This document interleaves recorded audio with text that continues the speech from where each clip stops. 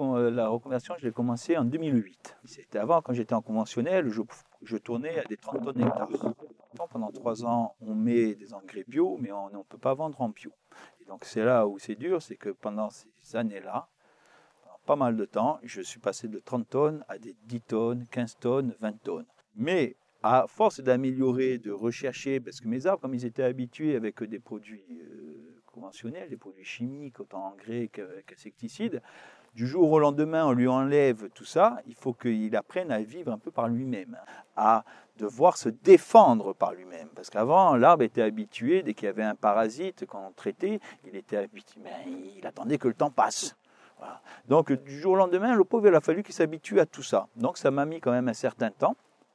Et justement, en améliorant différentes choses, dont le système d'irrigation, j'étais en goutte à goutte, et comme il pleut plus, il pleut moins, il fait plus chaud dans le réchauffement climatique, j'ai décidé là de mettre en micro-jet. Donc j'ai fait des essais sur cette année, j'ai vu que mes arbres se portent bien mieux, et les fruits étaient bien mieux, bien plus chargés, meilleure tenue et tout ça. Donc j'ai décidé cette année de passer mes 3 hectares pour changer le système d'irrigation.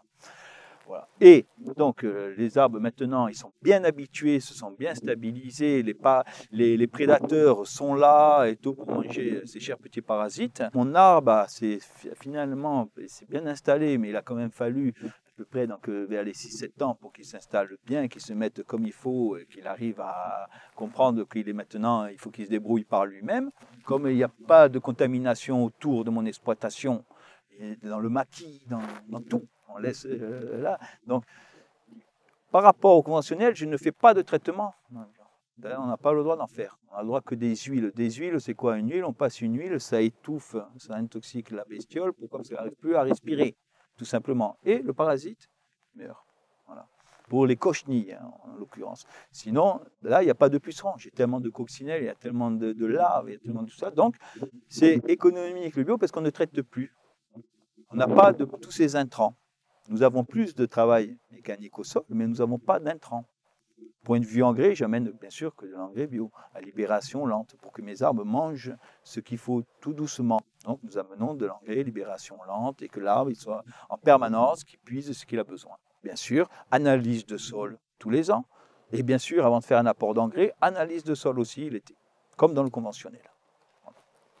J'ai fait une bonne récolte dedans, je suis content. Voilà, je suis content. Bonne tenue de fruits, étant donné qu'on ne met pas beaucoup d'engrais. Cette année, toutes les parcelles en bio, le fruit a bien mieux tenu que les parcelles en conventionnel. Voilà, donc à réfléchir, à méditer là-dessus. Étant donné que cette année, comme on a fait une bonne récolte et ça nous encourage à développer la chose, les clients nous demandent du fruit parce qu'on est toujours dans notre marque, les domaines de la tasse, même dans le bio, à faire une belle qualité. Ce qui me plaît dedans, c'est que ma philosophie, c'est de plus en plus justement d'éviter de mettre tous ces pesticides, de mettre tout ça, de détruire la planète, et tout ça, parce qu'on ne peut pas continuer comme ça.